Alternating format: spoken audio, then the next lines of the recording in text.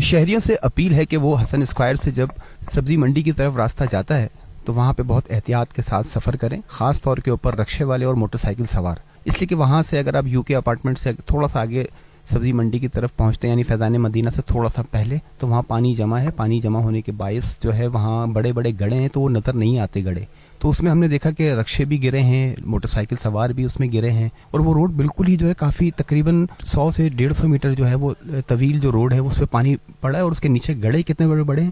یہ کسی کو نہیں پتہ، تو لہٰذا شہری بہت احتیاط کریں، خاص طور کے اوپر موٹر سائیکل سوار اور رکشے والے، وہ اس روڈ سے بہت احتیاط کے ساتھ گزریں، کونے سے بالکل گزریں، سائڈ سے اگر گزرنا ہے تو، اور رات کے اوقات میں تو بہت زیادہ خطرناک ہو جائے گا یہ، تو احتیاط ہی کریں اس روڈ سے گزرتے ہوئے، یہی ایک